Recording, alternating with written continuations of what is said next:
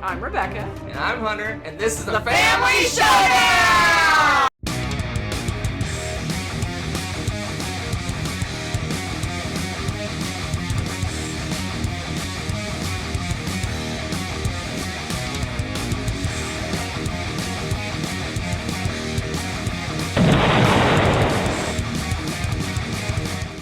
Howdy folks, welcome back to my top 100 games of all time. I'm Hunter. This is my lovely wife, Rebecca. Today we're looking at my 70 to 61. Let's take a sneak peek. Let's take a sneak peek. Interesting. Oh my goodness. Two new games, Okay. and therefore 8 returnees. We got some that went up, some that went down. Well, let's see what happens. That wasn't very much like reveal. I just, Well, we're about to reveal my number 70. All right, now we're talking. Maybe, if I can find it. Oh, my number 70. So I recently got to play this at, was it Board Game Geek? Board Game Geek Con Oh, did you? with some people that have played this numerous times. Uh-oh. And I got You got I whooped. got my caboose kicked. Did you? Caboose. Because it's brass. Oh, gross. Oh, gross. Let's see. That was no. So apparently me getting my caboose kicked dropped it 7 places. What? Because it used to be my 63, but it's about the same place. Okay. 63 this last time, 69 before that. So same general area for brass, the original, or as the new kids call it these days, Lancashire. This is the original brass, but this is the Roxley version is one we have. I love brass. It's a great game. It's cool.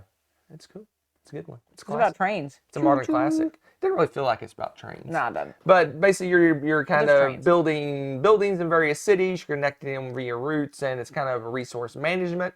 But it's a weird resource management. You're not really, in a lot of Euro games, you have like your resources in front of you and you spend them. This one, you kind of acquire resources that were developed on the board, either via other players, your developments, or there's like a market that you can get resources from. So you don't really create resources-ish. It's really weird. It's got great card play. You're playing cards to build the buildings and things like that. It's got a cool turn order system where however much you spend in the round, whoever spends the least gets to go first in the next round. So if you have kind of a crappy round where you don't do much, you're gonna go first in the next round potentially. And you may end up spending, if you really want to go first, you may spend less money to do that. Really, this is a really great production. I've seen the original. The original's kind of sparse to say the least. This one's very colorful, very kind of. It's funny because you say colorful, and I look at the cover, and I'm like, really? It Well, doesn't look colorful in the terms colorful. of the other one's like is the old Martin Wallace prototype looking board games, right? Like we have what's that game that we have? Age of Industry or whatever it's Oh called. yeah, that looks very much like a prototype. Yeah, it looks I very gotcha. Okay. sparse. So maybe more That's robust board. Maybe colorful is not the right Yes, word. that's good. Okay. Anyway, I love this game quite a bit. It's a classic in my opinion. It's kind of a meanish game because people can take locations you want and kind of cut off what you're doing. I wouldn't know what that's like. But I love it. I definitely learned that the more you play this game, the better you are because I kind of got schooled. Well, it's because you're only usually playing against me, and I'm not like super amazing at I this don't say I game. got schooled. I think I got 3rd out of 4, so I wasn't completely Okay, well, you were schooled. only mostly schooled. But they mostly. were like they knew their stuff. So apparently this is That's hilarious. This what is it? Apparently, I'm not challenging you enough. is what I'm Rewards hearing. for repeat plays, I guess. Anyway, brass is a good one. The original or the Roxley version, either or. That's my number 70. Very cool. All right, let's move on. My number 69. This is a new game, new to list. It's not a new game, but it's new to us. Okay. We got the cool Eagle Griffin Deluxe version. Ooh, shiny, sparkly. Rococo. Ah, Rococo. Rococo. This was my number 101. It just snuck off the list. But that was probably after only one play. We played it a couple times Yeah, since, I and think you probably only got one play in before you made your list. I like this. This was fun. I love this game. It was fun. It's kind of like a viticulture for us. The theme kind of So ridiculous. pushed us back from getting it for a while, but I kept hearing good things and more and more good things in this really cool Eagle Griffin version came out, so I'm like, okay, I'll jump on it and give it a The shot. production is just off the charts, ridiculous, over the top. Right. Like, it's almost silly, and it's wonderful, and I love it. So Rococo is you're basically, I guess, fulfilling. It's one of those games where you're collecting resources to fulfill contracts. And You're a tailor for a party. I'm describing mechanisms, not No, things. no, no. You must go. It's all themed. It's kind of thematic, I guess. You're building costumes, Yes. and you can either rent the costumes out for the Why party, else would you need lace? or you can spell. If you sell them, it's not a fantasy game. You sell them for funds. It's got some area control. Basically, when you put the people in the party, you're putting them in different locations at the grand ball, and then there's a fireworks show you're trying to be a part of, and all this sorts of craziness going on. But it's really, at its heart, a contract fulfillment game, which I enjoy games that have that. Basically, you're collecting these resources to have goals to shoot for, right? So what do you think? I think it's hilarious because, I mean, you're collecting like thread and lace. It just seems ridiculous and stuff. But yeah, I mean, it's fun because the theme works with it.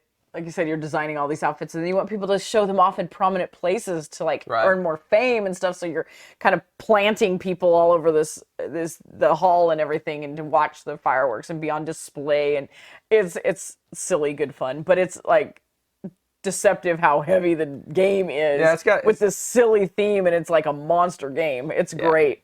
It's a solid heavy Euro. Oh, I love it. I love it. Mechanisms. Yeah, what did I say it was? It was my 101, and I do think it probably will go up on the list because it's really good. Yeah, and it's very pretty. And the deluxe version is just over the top. Yep. It is. It's ridiculous. Get it. It's so much fun. That's my number 69, new to the list. Rococo. I didn't realize this also has a solo. It says 1 to 5 players. Interesting. And That'd be a heavy. It's got good old Ian O'Toole art. Yes. So Quite lovely. Well, at least the deluxe version does. Yes. All right, let's move on to my number 68. Another new game, the second of the 2 new games. So we're done with new games after this one. Okay. We just played this one at the Dice Tower Retreat in, when was it, November? Was that when the Dice Tower Retreat was? I don't even know anymore. I'll be honest. I'll be completely honest. We played a bunch of light games to start off, and remember I said we're going to play a heavy game one morning. Oh, yeah. And we played a Tawantinsuyu. Oh, yeah. Did I have that on my list yet? Let's see. Was it on my list yet? I don't think so. I don't think it's on my list yet. So Tawantinsuyu, this one's our version. It's in shrink. We just got this one in the mail about a week ago, I guess. Wow. So we haven't had a chance to crack it open and play it yet. Sure. But we played it at the retreat. It's one of the T-series games from Board and Dice. This one is like a lot of the T games has different regions that you're trying to do activities in. So this one has, I think, 6 different regions.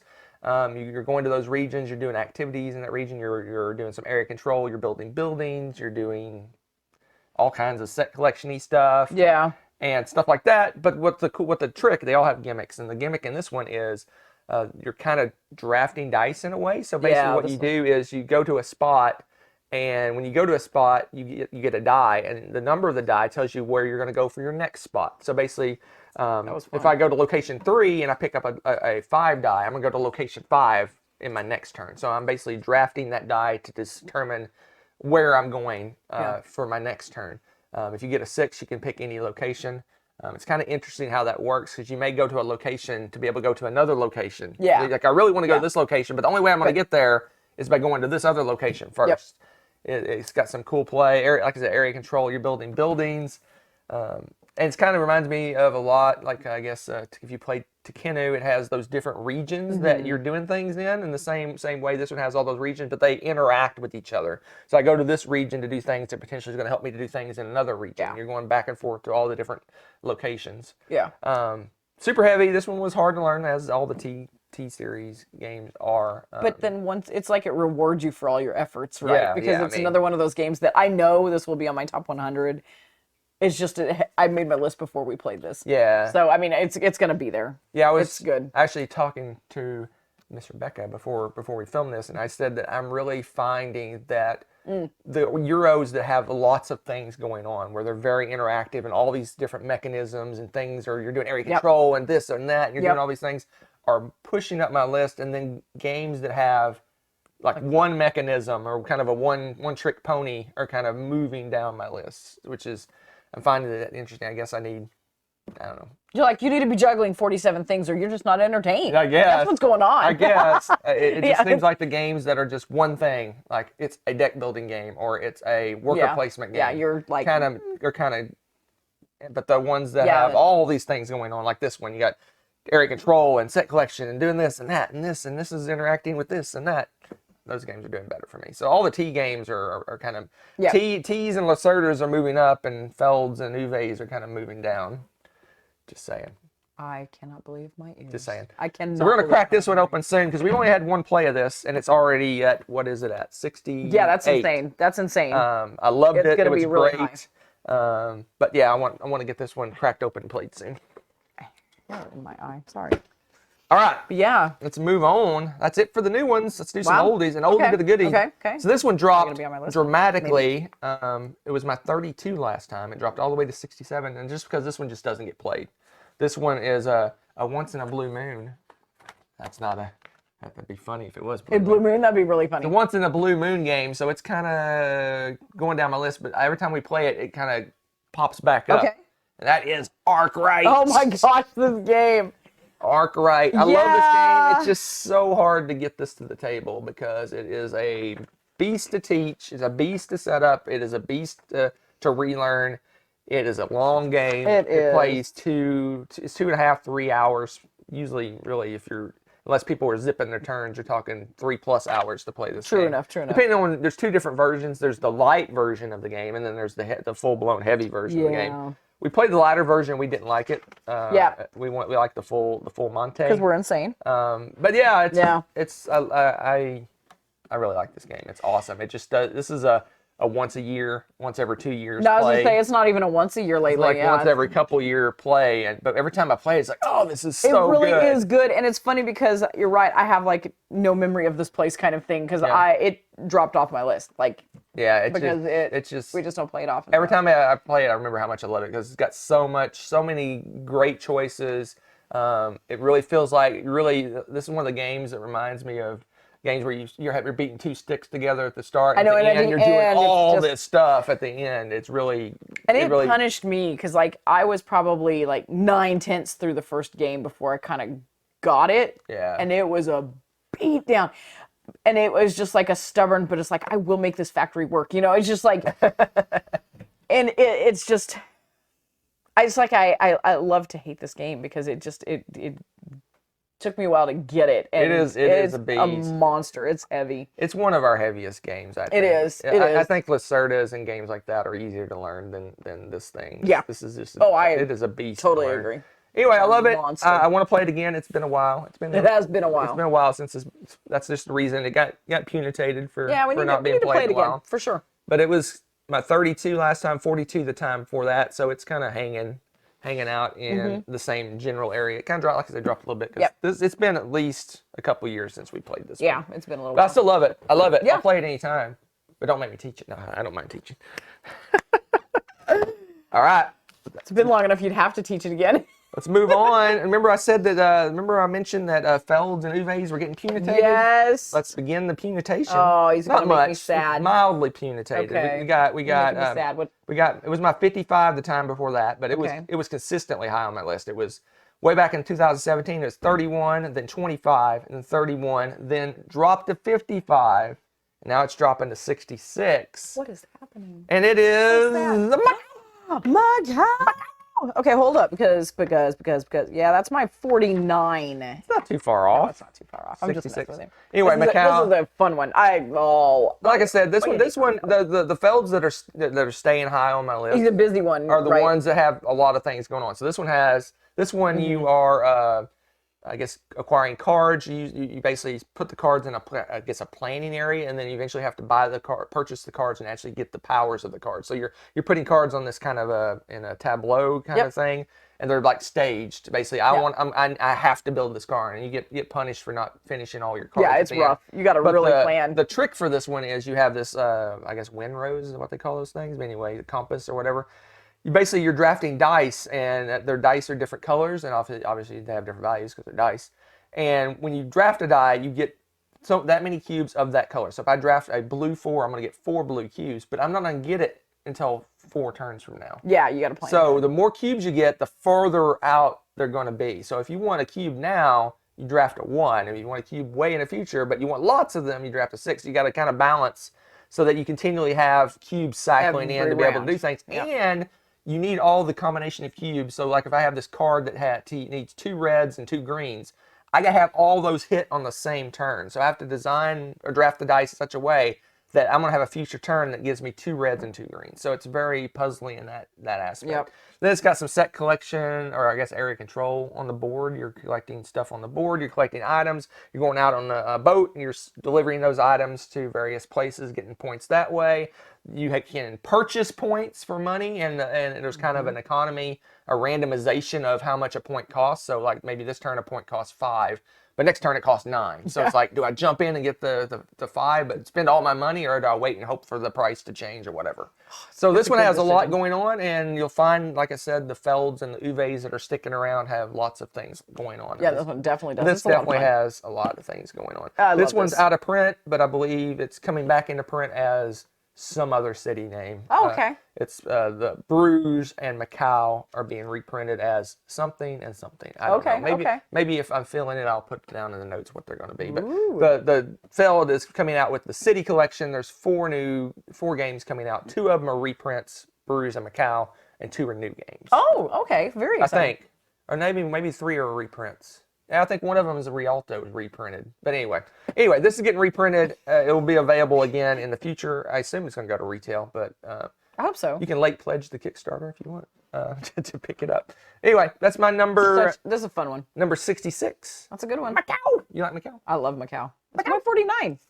I love this game. It's a good one. It is. Like I said, lots going on. It is one of my upper tier Stefan Feld games because of that. Like you said, I like the choices you have to make, and it is. Really it's fun. Good. I like the little cube drafting, dice drafting. Well, you have like the little mini map on the side. And you're trying to do all that stuff. It's a lot of fun. It's really pretty. All right, let's move on. Oh. We have a lot of heavy games this list. We didn't pull the game. We didn't? No. But luckily, it's right here. My number 65.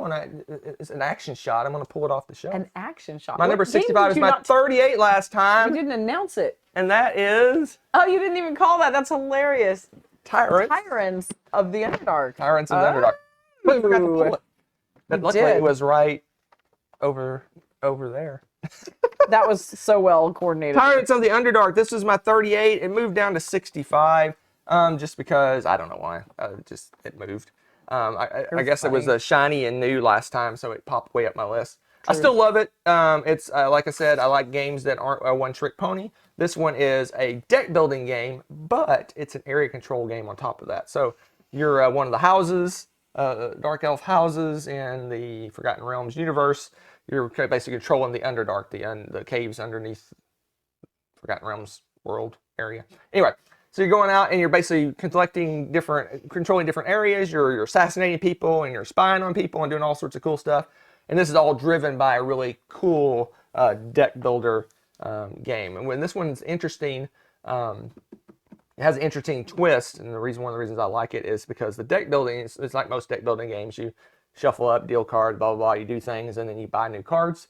But this one's cool is that the cards are worth victory points, like in a lot of deck builder games. Like this card's worth 3 victory points. But in most deck builders, you want to cull off the crappy cards and make it to streamline your deck. And when most deck builders, when you cull a card, you just throw it away. It goes away. Yeah. This one actually goes to an area and is worth more points. So it's worth to cull a card. It makes it worth more points. So a really cool card like this is like a dragon or something really amazing. It might be worth 4 points, but if you cull it, it's worth 10. That's insane. But now you don't get to use it anymore because it got called. You're like, you have the ones that are the best cards. When you call, you get the most points. So it's like, when do I switch gears and start calling my good cards? Meanwhile, all this area control stuff's going on. You're getting points for controlling different regions and point. Like if you take control of a region, you get points every round potentially. And there's also in-game scoring for controlling areas. Yep. Oh, love this game. I think the reason it dropped because I played it at where did I play it? Dice Tower Retreat. And I You docked it because you lost? I got annihilated. I didn't lose. I got annihilated. Well, you're just a bad dark elf then. I got vanquished. I mean, it was like, I was running around with like a throwing rocks, and he was like machine guns up in here. Oh my goodness. No, that's not why it dropped. It just dropped because I think it was shiny and new last time, so it got kind of up the list, and now it's kind of settling down where it probably should be. Yeah, this is in my top 200. It's top 200. It is. It's in my top 200. Oh my gosh. The theme is amazing because it matches it and it suits it perfectly because it is an incredibly aggressive and brutal game. And that's not usually my cup of tea, so that's why it's not ranked so highly. But you're not as far as a gameplay, it's really good. Right. It's a really amazing game. It's just not my kind of game. You're not a super big fan of area control. No, I'm not. And this is a mean area control because you're assassinating dudes and doing all sorts of stuff. But I mean, with the theme, it just makes it so good because it really fits the theme. Because Dark Elves, I mean, if you've read that series and stuff, they're just insanely brutal, and this game does that. I mean, it's pretty good. So if you're looking for a deck builder and some area control, this is maybe one of the best ones that I know of anyway. Yeah, I would go with that for sure. Tyrants of the Underdark with action shot at the beginning. Action shot. Sounds like one of those when they sell those like Mattel toys or something. Action doll. So remember when I said that the Felds and the Uves are kind of pushed down, and the Lacerdas and what's the other one? Oh, the T games are moving up my list. This is one of those. So it moved up. It moved up from 71 to 64. Not that much. It's hanging around the same area.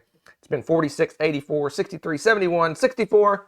And that is the Gallerist. Oh, of course. Gallerist. So, love the Gallerist. Like all the Lacerda games, in my opinion, are super thematic. This one, you are a gallery owner, a art gallery owner, and you're basically recruiting artists. They're creating sculptures and paintings. You're taking those paintings, you're putting them in your gallery, you're showing them off. Great stuff, fun stuff going on. But this is basically a worker placement game. The Lacerdas tend to be super hard to teach. They're a step up from kind of what most people consider heavy Euros. This is like heavy plus. Really. But this one just at heart is a worker placement game. You're going to worker placement spots. You're taking actions. It has a cool mechanism. They all kind of have a tricky mechanism. This one is when you get like a little bonus when your worker gets bumped off its spot. Yeah, I like this one. This one's kind of middle of the pack for Uwe games. Uwe. Got Uwe on the mind. Lacerda games in the middle of the pack for me. Well, not spoilers. There's higher ones up on my list. But they're all definitely moving up. They're moving up because they got a lot going on. That's interesting. I'm swaying like kind of heavier with more stuff going on games, and the ones that are kind of one-trick ponies moving down. That's true. I like this game too. This was actually my least favorite Lacerda game. What? But I'm not, for whatever reason, I've never been super crazy about the theme and stuff, which is weird because I love aspects of this. I love the little artwork and the little baby easels and, That's funny, and stuff. And I don't know what it is. The maybe because the worker placement stuff with the little people that you're trying to get into your museum and whatnot, it's really tight. And I think maybe it's just punished too because maybe your stuff isn't attractive enough for them to show up at your. Don't mock my art. Get better art. You don't appreciate good art. You need to make the pink bunny sculpture. But no, I think maybe too, this was the first game that I encountered that was like that, and I might be punishing it because of that too, right? It's possible. I don't know. But no, it's a really good game. It's not like I'd ever turn down a play of it or something. You make it sound like I'm like, oh, Gallerist, Yeah, we need to, at some point we're going to talk, we talked about doing like Lacerda weekend. We're going to play all our Lacerdas. Yeah. I think we have like 7 or 8 now. You mean Lacerda week? I don't think you can get so this we done can do a a weekend. They're like 3 hours each, 24-hour marathon. Knock them all out at once. Oh, 24 hours 24 in a row. Who would watch that? Woo! There you have it. That is my number 64, the Gallerist. Gallerist. So the Gallerist and this other game that's about to come up. These are the ones we played the least recently. Okay. Of all the Lacerda games. And they've kind of merged in my head. Have they? Together. Why am I blanking? Lacerda we haven't played in a long time. But no, it's not Kanban, is it? No. It is a Lisboa. Lisboa? Oh Oh man, I like this. Oh, see, it's funny. I like this one way more than the Gallerist. So here's the funny thing. They're very different to me. Very different. So the Gallerist Interesting. was my 71 last year. It was my 64 this year. Okay. Lisboa was my 70 last year, and it's my 63 this year. So they were That's- back to back last year, That's- and they're back to back this year because I don't think we've played them since we last. This is did my this list. 53. I do like this more than you. That's funny. Okay. It's probably easier to play. Excuse me, we're about to have some difficulties. It's funny because I would think that you would like the theme of the Gallerist much more than you would like. I know, because this is so sad. Yeah. Like, this actually is depressing, because when I first heard about this, I was like, wait, this is a historical thing that's happened? I was like, Yeah. that's awful. Lisboa. Oh. Lisbon had a an earthquake and then a tsunami and then the town burnt down. Fire. And I was like, that was their 2020, right? Like, that was just yikes. It was like the Monty Python, the tower in the swamp. It fell over and caught on fire. But now you get the best tower or whatever.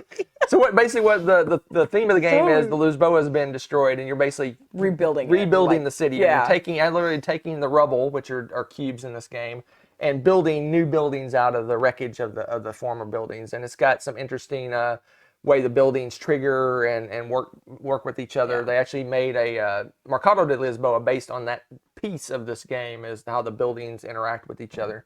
But it's interesting because like a lot of Lacerda games, it's super complex, super deep, lots of choices. But in this game, you play a card basically for the most part. You play a card and then take a card. Yeah. The card you play triggers a certain area of the board, basically worker placement-esque. You trigger a section of the board, you do some worker placement things, you're building buildings, you're collecting resources, you're doing all sorts of crazy stuff. And as always, the Eagle Griffin presentation is off the charts. The production is off the charts. It's got really good. It's got player boards, I'm thinking they're, if I remember right, been a while. The pair boards are 2-layer, and you putting cubes in them and collecting different kinds of cubes and stuff. It's a really nice board. I love this game. Again, this one and the Gallerist have merged in my head because They're so different games to me. But they're different equal games. weight. They give me the kind of the same feel in terms of depth and choices and things going on. And these are the two that we've played the least recently. That's so So sad they've merged together in my mind. So that's why I want to do a Lacerda weekend and play them all so that I can actually delineate between them better than I am in my head. But anyway, for sure. I love Lisboa. This one is a lot of people suggest either this one or the Gallerist as the first Lacerda to play. Okay. That's interesting. Not including light games like Mercado de Lisboa and things like that. Of the big boys. Of the big these are monster the two. boxes. Okay. I love it. I haven't played it in a while. I really want to get this one to the table again. At some point, we're going to do the Lacerda marathon and knock them all out together. Make little notes, but I hate this one. I love this one. Oh my gosh! Oh my goodness! No, I love all the Lacerda games, with one exception. Anyway. What? Interesting. I don't like Mercado de Lisboa. Wow, hot takes. No, I'm just It's kidding. all right. It's not a hot take. It's I like it for okay. a fun little It's okay. game. Anyway, that's it. That's my number 63. It was 70 last time. It was 46 before that, and 62 before that. So it's kind of bouncing all over the place. It is. This one needs to get played again. That's why. And soon. And soon. Yes. Oh my gosh. So what Lacerda game is next? Nope. We're done with Lacerdas. You seem to have this is like your top 10 heavy games. No, but we are keeping with my theme for this list. Okay. All right. Remember I said Lacerdas and T's up, Uves and Felds dropping? Oh no, what did you... This was my favorite Feld, and is it still my favorite Feld? What? Is it my favorite Feld? I know which one give that is. Give me a second. Give me a second. Gosh, give me a second. no. I'm going through it quickly. Blah, blah, blah, blah, blah, blah, blah, blah. Nuh-uh. It is still my favorite Feld, and it's all the way down at 62 now. Sorry, Stefan. Is it the one I think it is? It is the Oracle of Delphi. What is happening to the world? This is my 43. I know you like it better.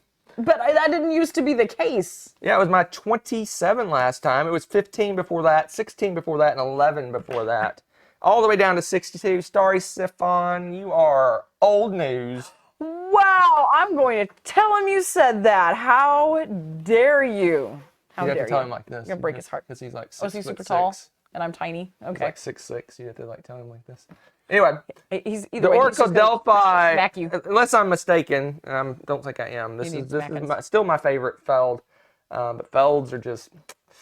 Sorry, Feld, you need more going on in your box. There is a lot going on. This is a great game. I don't know what you're talking about. It is a great game. It's my 62. This is like the race of all races, and you get to go and like do a bunch of different tasks and go around and like make this little efficient. It's a great game. And it's boats. You're on a boat. You're on a boat. It's a great game. A map, boats. It is a great game. 62. Please leave I played a few thousand games. 62 is still really good. Oracle Delphi. This one, as she said, she stole all my thunder. Thunder. Like Zeus thunder? That's wrong. Is that the right one? That's the right one. Okay. Anyway. You're on a boat, you're driving around, you're doing completing the Herculean tasks. What are they called those? What are they called? Herculean tasks. What are they called? Cute. What are they called? When you have to go like slay a thing and like the labors of Hercules? Yeah, something like that. You have 13, I think it's 13 tasks that you have to do. It was 12. Is it 12? I think it's 13. Oh, now. He's actually individually counting this. It is 12. Should have counted. Don't even know your favorite game that's a Veld. I'm just saying. I rest my case. It's old news. Like 12 labors of Hercules. Yeah. You even went there, and you trying still to do it. Anyway, so you're going around. You're basically finding Baker's shrines. You're building statues. You're defeating beasts. You're doing all sorts of stuff. But you're on a little boat driving around. Woo! Apparently Hunter hates that. It's like an exploration game to a certain extent. It's an efficiency game because you don't want to go all the way to one side of the map to do one and then go all the way to the other side to do the other one. You got to kind of find things to do as you go along the way. But you might still have to because that one island, there's stuff you have to reveal. Yeah. What type of temples they are to do things at. There's exploration. So it's kind of a roll and move game. It's dice driven, so you're rolling dice and you use those dice to move around. Basically, they're not numbers. It's not like a true roll and move. You get symbols, and the map is covered with all these different color symbols, and you're basically moving to the next. Use the die to move to that color symbol across the map. You get benefits on other people's turns potentially, little small benefits. And it's a race, like you said. It's a race to see who completes those tasks first and get back to Zeus in the middle of the board. Well, he could be way off to the side, depending on how you design your board. Yeah, that's true too. Get back to Zeus and you win the game. It's fun. I love it.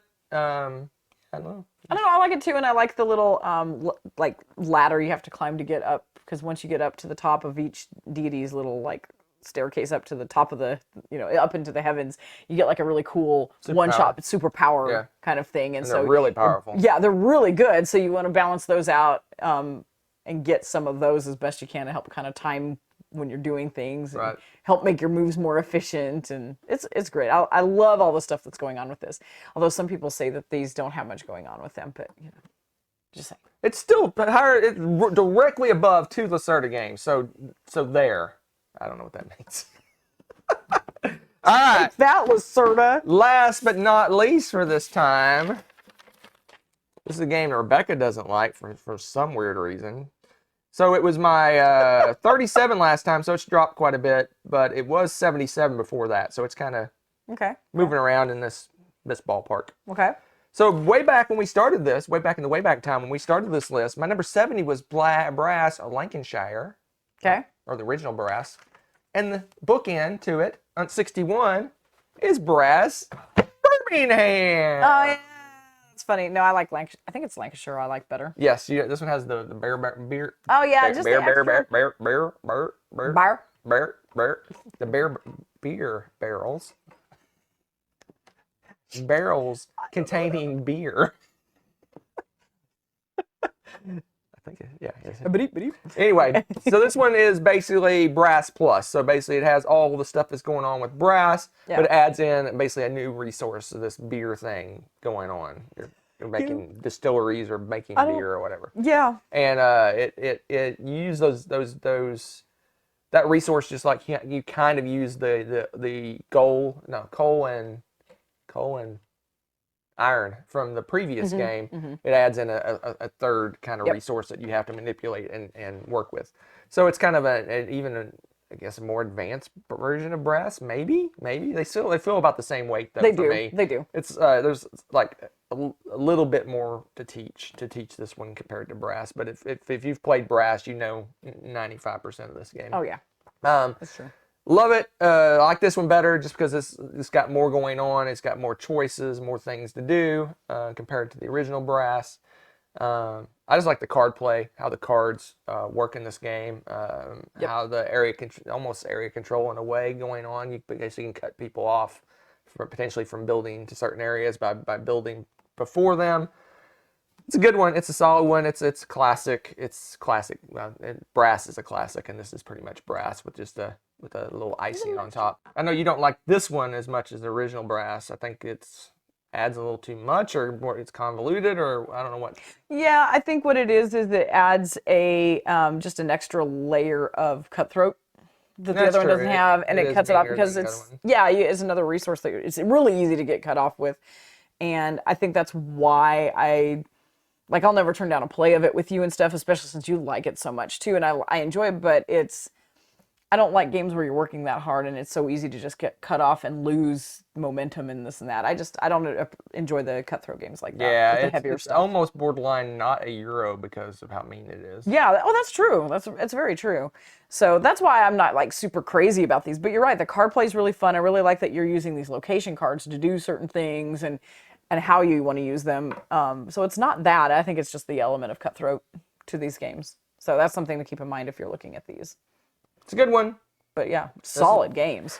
There's a reason you say Roxley reprinted brass into brass Lancashire, and they also made a new version of brass as well, which is really cool. And we have the cool iron clays that make it even better. Ooh. All right. Fancy shiny. Let's look at the next section. All right. Let's see what we got going on here. This is the last of the worst. 60 to 51. Let's see what we got going on. Just one new game.